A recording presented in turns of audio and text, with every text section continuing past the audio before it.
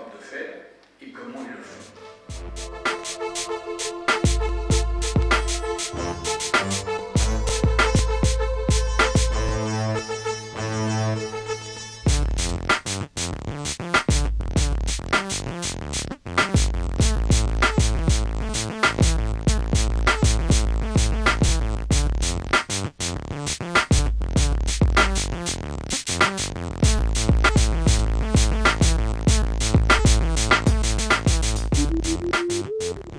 Et comment vous percevez en fait les démarches du sénateur vis-à-vis de cette Seine-Saint-Denis?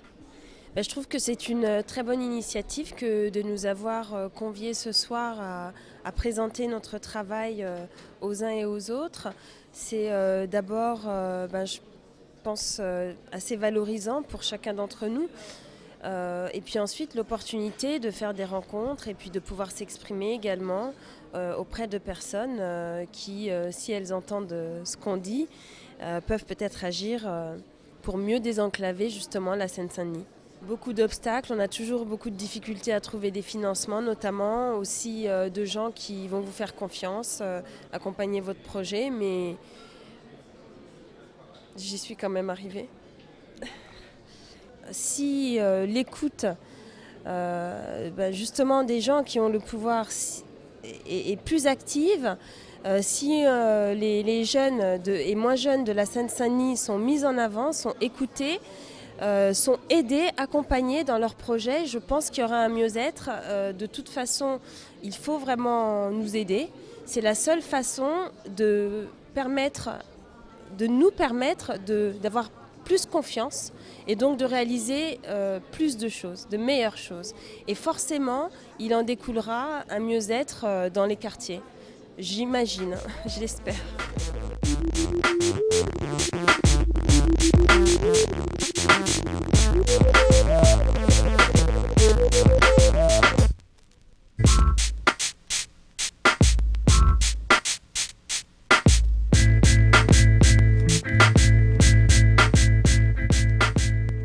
Aujourd'hui, on est au Sénat pour la Seine-Saint-Denis. Et c'est pour démontrer qu'aussi qu'à la Seine-Saint-Denis, il n'y a pas que des criminels ou des drogués. Voilà. Il y a aussi des bons éléments, des personnes qui en ont envie et qui veulent s'en sortir et avancer dans la vie.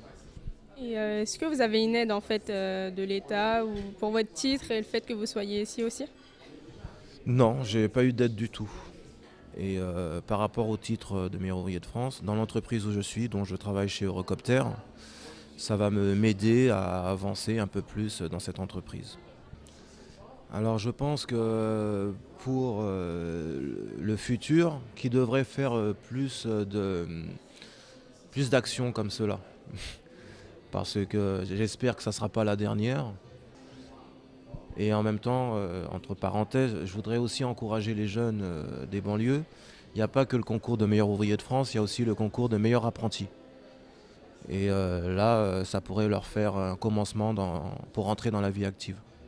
Vous avez autour de vous, vous les connaissez sûrement, 21 terres de Seine-Saint-Denis. Ils sont beaucoup plus nombreux, parce que le département de la Seine-Saint-Denis, comme je le disais avant que vous arriviez, c'est un département, certes, il y a des voitures qui brûlent, certes, nous avons des problèmes, mais je dirais que dans d'autres départements, il y en a aussi, mais aussi nous avons des talents. Nous avons des jeunes de qualité, qui sont talentueux, et ceux que nous avons voulu honorer ce soir. Bon, instrumentaliser, je pense que malgré tout, c'est un bien grand mot, vu que là, on est quand même au Sénat et que bon, c'est quand même, on va dire, une action positive de la part du gouvernement que la banlieue se retrouve là au Sénat, que ce soit le 9-3 ou nous-mêmes, en l'occurrence, tu as vu, on vient du 9-5. Donc maintenant, après, c'est clair qu'il y a encore beaucoup de choses à faire, qu'on ne peut pas se contenter uniquement de ça. Et tu as vu, comme on aime le dire, hein, le combat continue. Maintenant, il y a encore plein de choses à faire, que ce soit de la part du gouvernement et puis à notre niveau aussi, les jeunes de banlieue, qu'on ne se renferme pas uniquement dans nos ghettos, dans nos banlieues, mais parfois aussi essayer de s'ouvrir.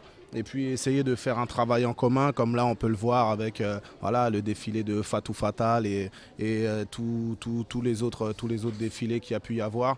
Et je pense que les choses se feront petit à petit, même si ça met du temps, même si c'est lent. Mais au final, au final les choses finiront par se faire et correctement.